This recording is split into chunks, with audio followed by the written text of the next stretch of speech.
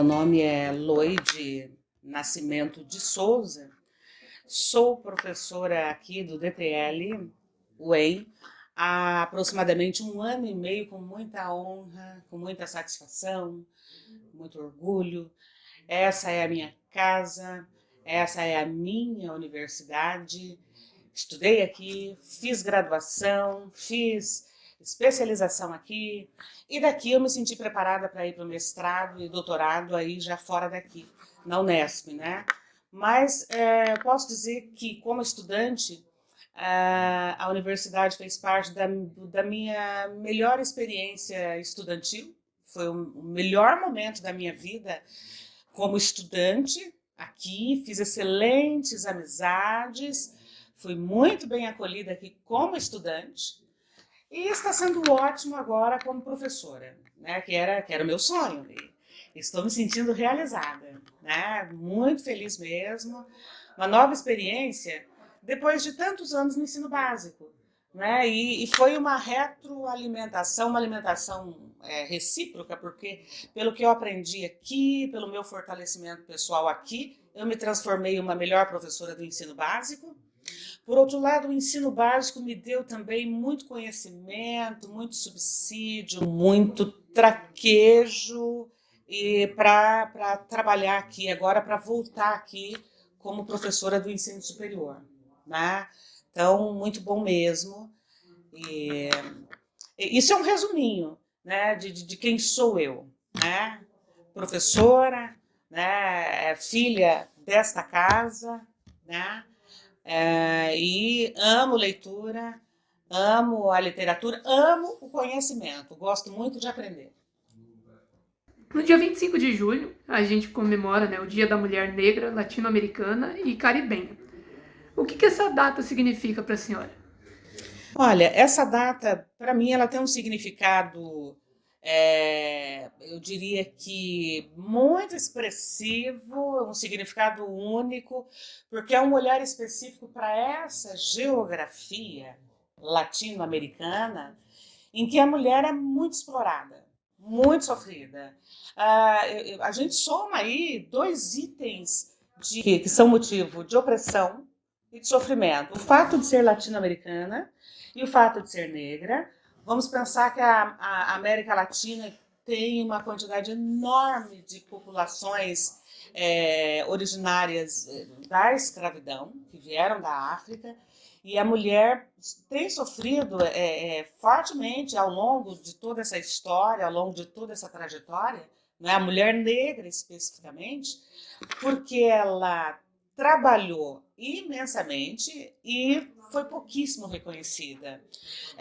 Não se pensou, eu diria que no espaço de poder em nenhum momento para essa mulher, na retribuição pelo seu trabalho, no reconhecimento do seu trabalho, né? Então, eu diria que esse olhar específico, só esse olhar já é um sintoma de que houve uma consciência. Houve uma consciência do problema, da necessidade de mudar e a consciência de que a América Latina só vai crescer, só vai deixar de ser marginalizada quando ela olhar devidamente para a sua população, que eu diria que é mais excluída, que eu diria que nesse ponto aí, eu posso dizer que a culminância recai sobre a mulher negra. É a população que mais sofre, que mais é vítima da exploração.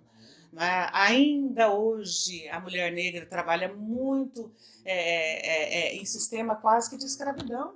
Ainda. No século XX era muito comum que a mulher negra brasileira e latino-americana trabalhasse praticamente em regime de escravidão, sem receber salário, só em troca de um alimento, não de um alimento de qualidade, que fosse a farinha, por exemplo, como no caso da minha avó e da minha mãe, que fosse a roupa velha. Então, isso é algo que era comum a mulher trabalhar em troca de alguma coisa. Não havia salário para ela, né? Em muitas dos rincões brasileiros, que dirá da América Latina. Imagine a mulher lá nos rincões do Haiti, por exemplo.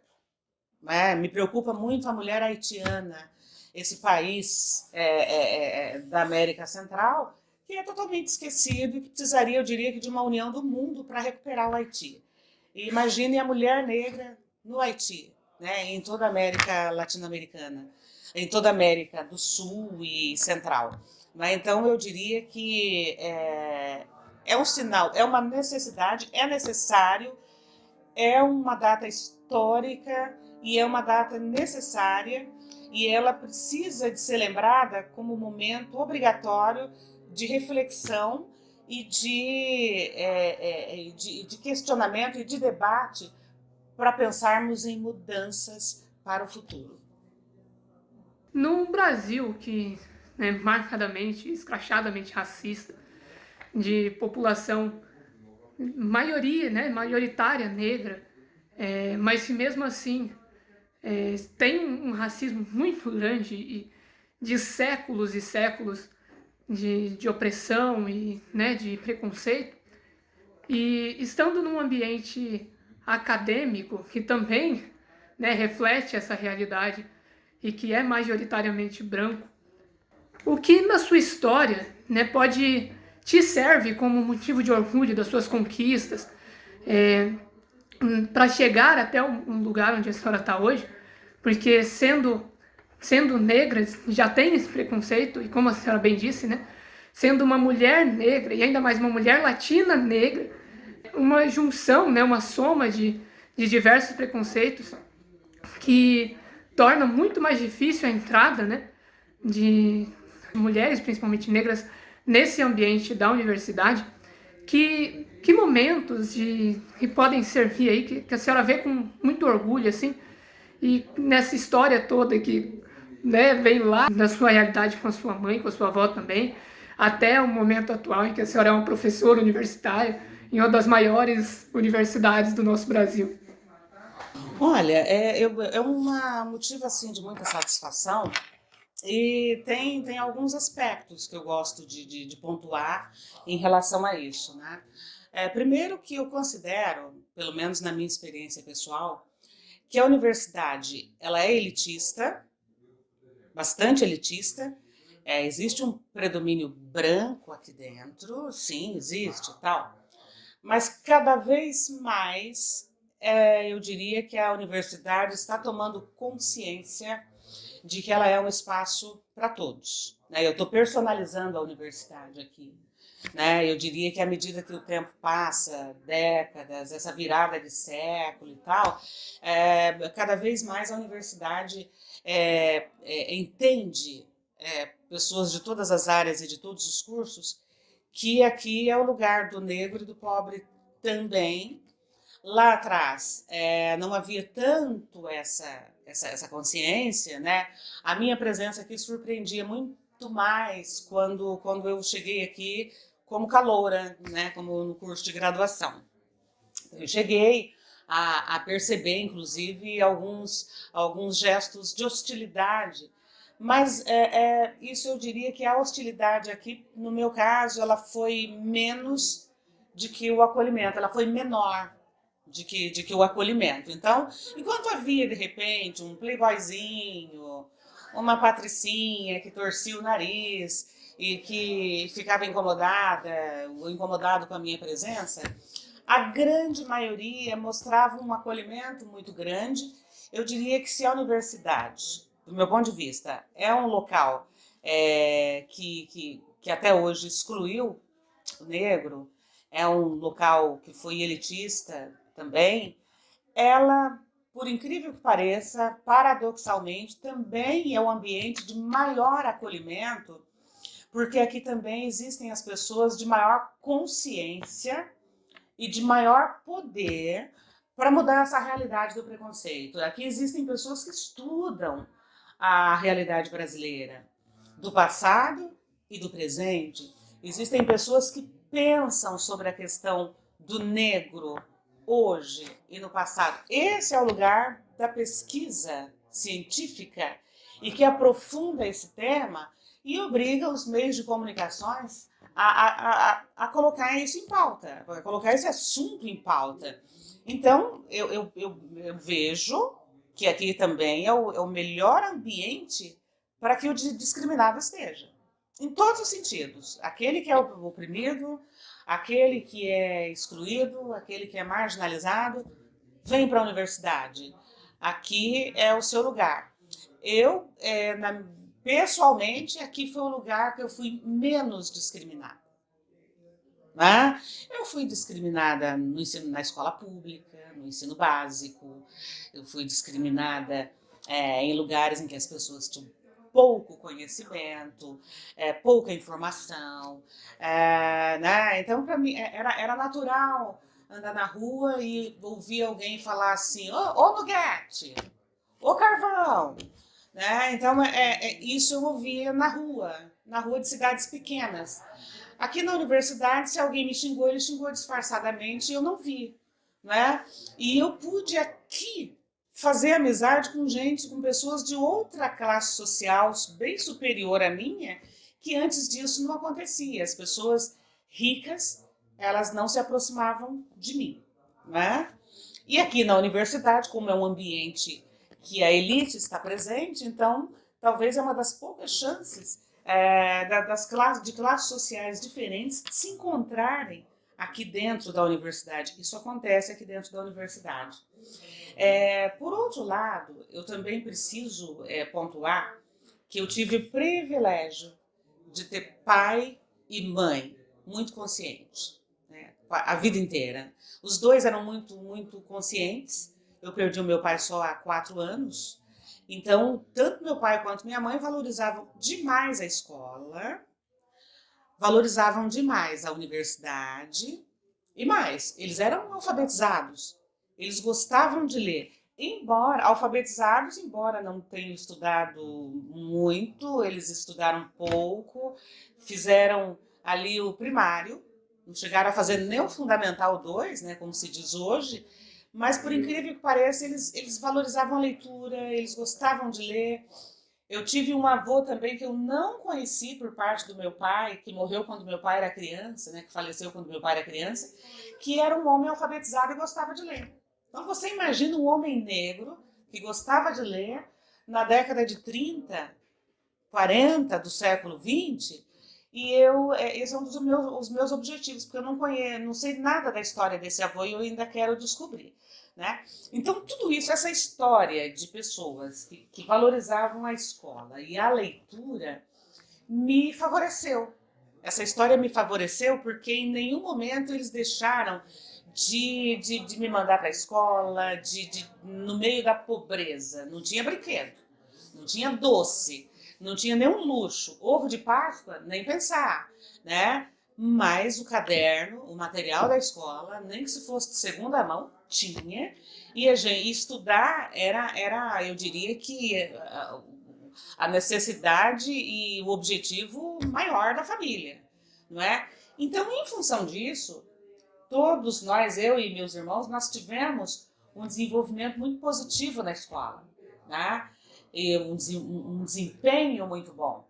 E aí, então, você imagina que isso é raridade, um pobre e preto que consegue se dar bem na escola, porque tem ali um reduto familiar que valoriza e que consegue romper todos os impedimentos para que você estude. E aí, boa parte também do bom acolhimento que eu tive aqui na universidade se deve a isso, ao meu bom desempenho. Puxa, como assim? Pobre, preta, e vai bem, vai melhor do que branco, vai melhor do que aquele que tem dinheiro.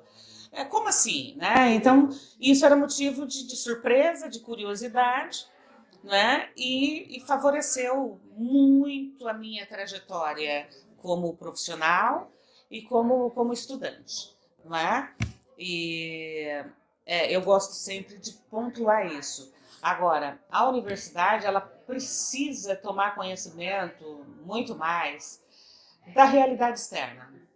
Eu acredito que a universidade às vezes se fecha muito em si mesma, porque isso aqui é um universo.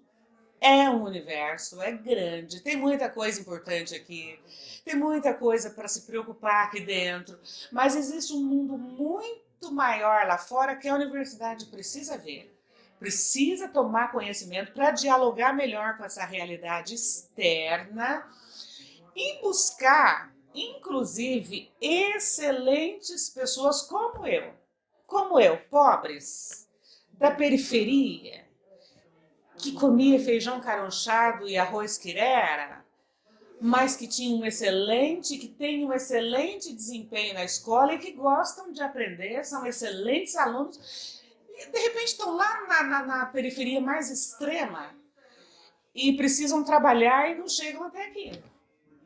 E de repente é o caso, por que não da universidade ir ao encontro desse aluno? Na escola mais periférica da região de Maringá, lá tem um excelente aluno que sonha com uma carreira universitária e de repente não tem ninguém em volta dele para dizer assim, você pode, você consegue. Dá para conciliar o trabalho com a universidade. Já houve quem fez isso. Lá nós temos professores que eram paupérrimos e que conseguiram conciliar o trabalho com a universidade e hoje estão lá. São professores universitários. Você consegue chegar lá. Então, a universidade precisa olhar para a realidade externa para melhorar essa realidade e dar a mão para muita gente que pode, sim, com competência, com capacidade intelectual, até mais do que muita gente que está aqui, né, e trazer essa gente para cá. A universidade precisa ter esse olhar externo, alunos negros, alunos da periferia, alunos excluídos, alunos marginalizados lá fora, que, de repente, aqui ele vai brilhar. Ele vai brilhar aqui. A senhora, como uma professora, uma mulher negra, latino-americana, a gente tem que juntar tudo isso, na universidade, como a gente já comentou, né, uma universidade predominantemente branca, o que a senhora busca transmitir para as mulheres, para as jovens negras, não somente que estão na universidade, mas que nem a senhora falou, né, que estão ali nas escolas de periferia, ou às vezes nem na escola conseguem ir também, o que a senhora busca transmitir ou tenta mostrar para essas mulheres, para essas jovens, e que o seu exemplo pode, né, mostrar para elas, né, em relação à universidade, em relação a ter uma vida melhor? Como a senhora acha que o seu exemplo pode impactar essas mulheres? O meu sonho de vir aqui era muito em função disso também. O meu sonho de ser uma professora, uma profissional do ensino superior, né? Uma professora do ensino superior. Eu sou assim, tenho esse rosto de 18 anos, né? Mas eu já tenho 30 anos de experiência no ensino básico, mais do que isso, né? Então eu poderia me dar por satisfeita. Tá bom, já cumpri minha missão, chega, acabou. Mas além desse sonho, e era um sonho, o sonho é maior do que qualquer coisa, né? Enquanto você não realiza o sonho, por mais que você faça, mas você não chegou, não atingiu aquela meta que você estabeleceu, então não tá bom para você. E aí também eu pensava, puxa, eu preciso dizer para essas meninas que acham que elas não podem, que dizem o tempo todo para elas que elas não vão chegar a lugar nenhum, porque são negras, porque são pobres. Eu preciso mostrar para elas que é possível, que dá sim, e que a dificuldade é grande, mas elas têm competência para isso. E para dizer, a melhor forma de dizer é chegando lá no ensino superior. E eu entendi isso porque algumas delas já me viam como referência no ensino básico. Puxa, então uma professora negra que consegue fazer sucesso no ensino básico. E algumas, eu já tenho ex-alunas minhas que já são professoras. E elas dizem, eu me inspirei em você, professora. E agora eu quero que elas se inspirem em mim para mais, para que elas podem mais, né? E que eu digo para elas, e vocês precisam chegar até onde eu cheguei e ultrapassar. Ser mais ainda do que eu, não é? Eu fico feliz e me sinto assim extremamente realizada nesse sentido. Para mim a realização não é só o salário. Evidentemente que o salário todo mundo precisa, o melhor salário. Mas a realização maior ainda é perceber que a minha realização inspira as demais pessoas. E eu sou uma mulher localizada onde é que eu estou? Eu sou brasileira, né? Sou brasileira do interior desse Brasilzão. Eu não estou nem nem em São Paulo, nem em Rio de Janeiro. Eu não estou numa capital, não estou na capital do Paraná. Eu estou no interior do Paraná e mais. Não estou nem em Maringá. Eu estou na região metropolitana de Maringá. Então, o brasileiro, a mulher brasileira, né, ela está saindo do gueto para ocupar o seu espaço de destaque, de realização e de poder. Sou também uma mulher latino-americana, então é um rincão do planeta esquecido, né, marginalizado. Mas quando as pessoas acordarem, vão descobrir que a América Latina é muito forte e que muita coisa está acontecendo aqui e que nós estamos tomando consciência. Tá? Se antes a gente comemorava muito mais, a gente se lembrava com muito mais frequência do dia 8 de março, que é um dia importantíssimo de conquista da mulher, nós estamos pontuando também o dia 25 de julho, o Dia Internacional da Mulher Latino-Americana, porque aqui está uma boa parte das mulheres sofridas, negras, sofridas e exploradas do planeta. É preciso que se tenha um olhar específico para cada realidade que também é específica. E eu me sinto feliz de fazer parte disso pela minha trajetória. Talvez eu não seja tão militante, mas a minha trajetória de luta e de trabalho, eu diria que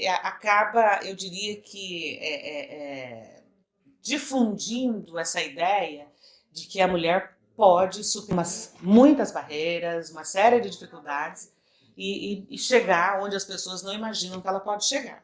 Não acredite em quem diz para você que você não pode. Eu ouvi que estava demorando muito, já deveria estar lá há muito tempo. Mesmo que demore, as coisas não acontecem assim de uma hora para outra. E no meu caso, talvez se tivesse acontecido antes, não seria tão bom como está sendo agora. Eu acho que a minha experiência serve como referência.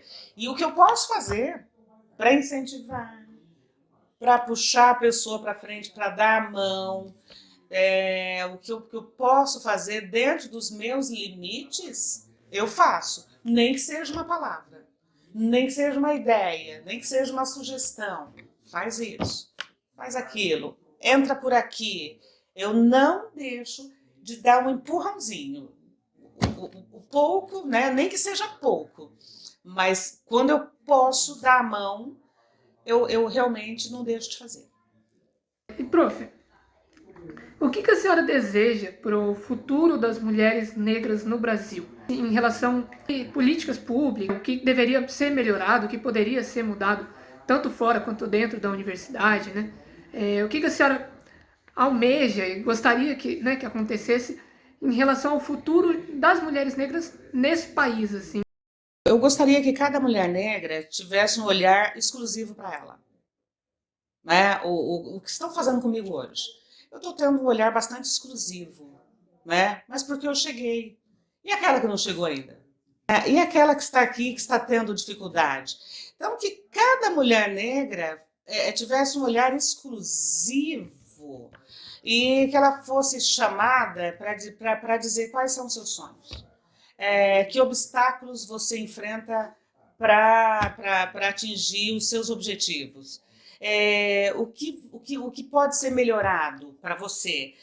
Aquelas que já estão aqui, não é? Que houvesse um olhar exclusivo para cada uma delas. Não é? Ontem, por exemplo, ontem à noite eu conversei com uma aluna negra e eu fiquei assim admirada porque ela precisa sair daqui da universidade, né, à noite, e ela vai para o terminal e fica lá no terminal para pegar ônibus às 11h30 da noite. Né? E ela não mora aqui em Maringá.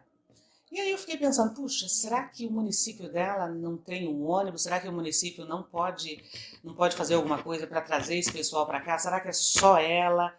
Será que ela vai sozinha? Como é que é a rotina dela? As dificuldades que ela enfrenta na vida pessoal, ela está trabalhando? Quais são as habilidades que ela tem? O que ela pode fazer? O que eu percebo é que, às vezes, o que acontece é que a gente, né, e eu me incluo nisso, numa data específica a gente fala, opa, a gente precisa mudar a realidade do negro, do pobre, da mulher negra e tal. E depois a gente, nos demais dias do ano, a gente meio que ignora, você entra no piloto automático e ignora. Mas eu diria que se há alguma entidade específica que cuide disso, né, que cuide disso dentro ou fora da universidade, né, eu acredito que essas entidades, que essas organizações, digamos, todo município tem a Secretaria de Assistência Social. Eu acredito que entidades assim como a Secretaria de Assistência Social, elas deveriam ter ali uma, duas pessoas que não esperasse que alguém chegasse lá para solicitar, eu estou precisando. Tem gente que não pede. Eu fazia todo tipo de sacrifício do mundo, mas eu não pedia nada para ninguém. Chegue nessa pessoa, converse com ela, ofereça ajuda, aquilo que você tem como entidade, como entidade. O que eu estou dizendo é quase um papel de Estado, mas que seja ONGs, que sejam organizações particulares, não fica esperando a pessoa chegar e pedir, observa a realidade com muita atenção e aborde pessoas, né? E ofereça algum tipo de apoio, algum tipo de ajuda. Você tem isso, você pode isso, liga para tal lugar, converse com tal pessoa, nós temos essa oportunidade para você. Porque o que eu percebo é que as pessoas, elas ficam esperando o pedido, e há muitas pessoas que não pedem, especialmente, e não é por orgulho, a pessoa não quer ser visto como acomodado, como aproveitador, como alguém que só pede, porque como tem aquelas pessoas que pedem muito, aí tem aquele que não pede nada, e para aquele que não pede nada, eu também não faço nada. Então, eu diria que em relação à mulher negra, primeiro esse olhar de todas as entidades como um todo, sejam elas do Estado, né, mantidas pelo Estado, pelo município, pela União, ou que sejam organizações particulares, que não fique esperando a pessoa só pedir. Observe, presta atenção naquela pessoa, né? Aborde, ofereça ajuda. A pessoa está em crise, olha, eu vou marcar para você uma consulta com o setor tal que vai te dar atendimento psicológico. Né? Por que não? Por que não? Né? E eu acredito que começa por aí em ajudas muito pontuais. Muito pontuais. Não é? E outra coisa, e o que eu desejo de maneira ampla para a mulher é que ela seja respeitada dentro do seu espaço e dentro da sua capacidade. Né? Tem uma mulher negra latino-americana que é capaz, que é competente lá no seu reduto, ofereça para essa pessoa o que ela pode fazer, aquilo que é digno da posição dela, não é? Eu diria, eu desejo ver mulheres negras em espaço de poder, né?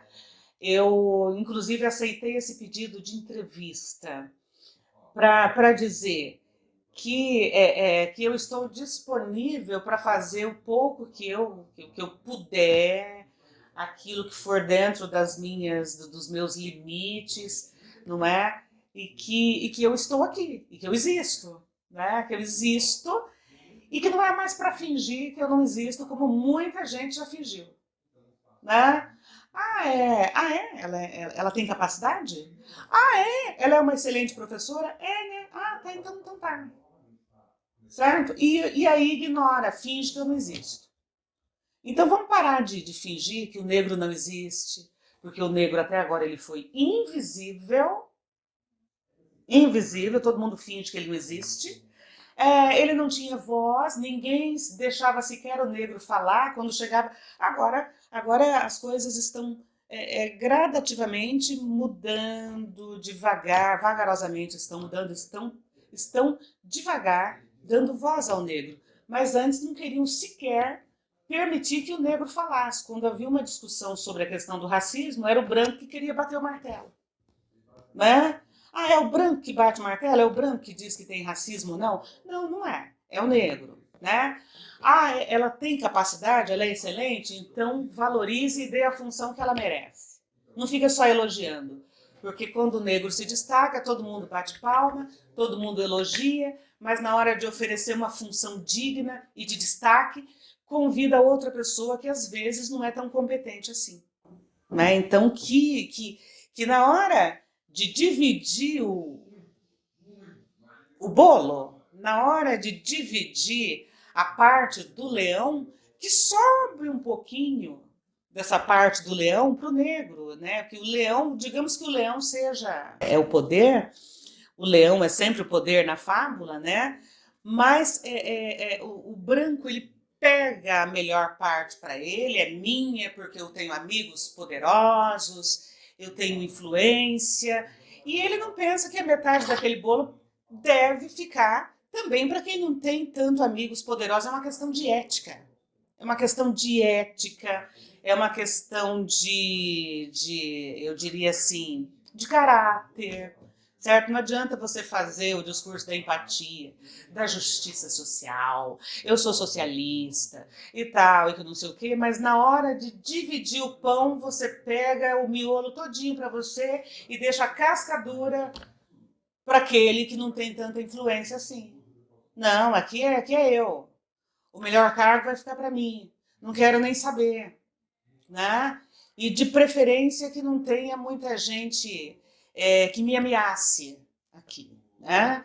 Então eu diria que a gente precisa transformar o discurso da justiça social em prática 24 horas por dia. Justiça social, ética. E aí, para isso, a gente vai ter que também pensar em algumas virtudes, né? Honestidade, eu diria que solidariedade, são virtudes muito importantes para que haja justiça social, para que haja, eu diria que, igualdade, não é? Se não houver solidariedade, se não houver honestidade, sinceridade, não vai haver justiça social. Não haverá, né? Isso do ponto de vista individual. Aí os governos é uma questão de estrutura mesmo. Os governos precisam se estruturar para diminuir a desigualdade, precisa haver uma luta, um combate geral.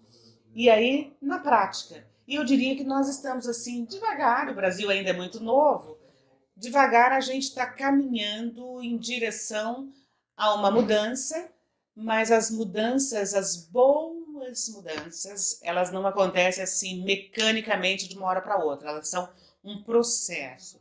E aí nós estamos nesse processo que eu considero positivo.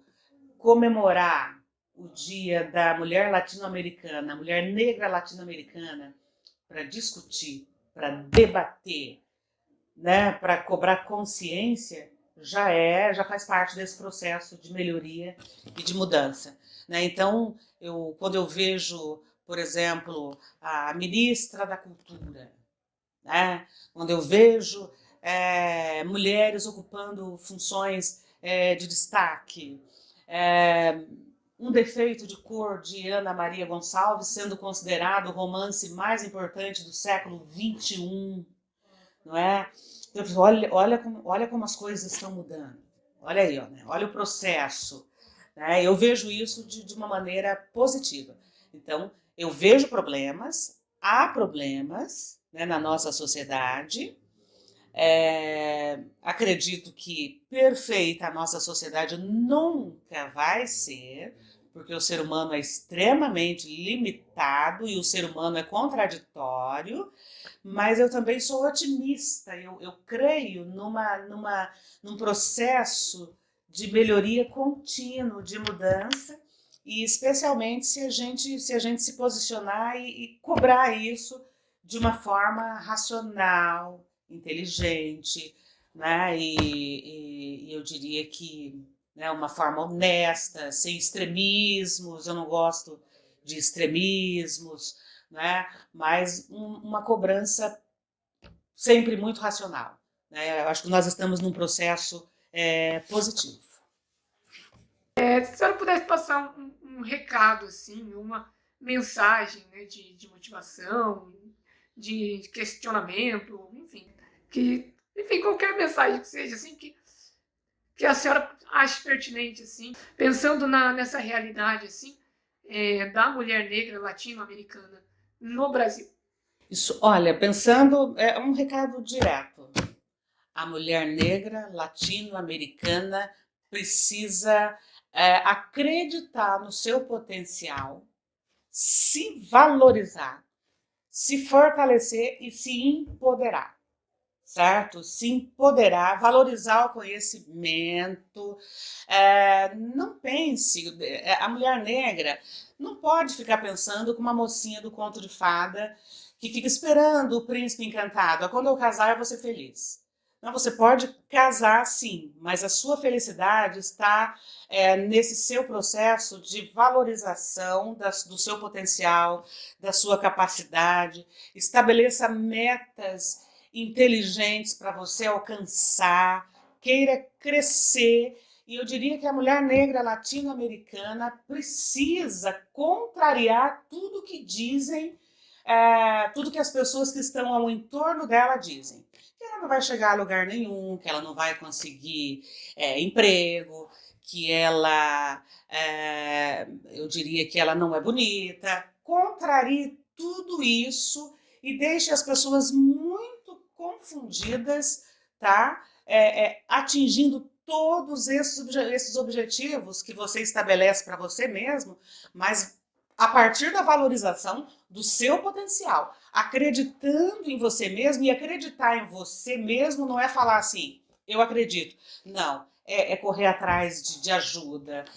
Aquele conteúdo que você não sabe, pede para que alguém te ensine.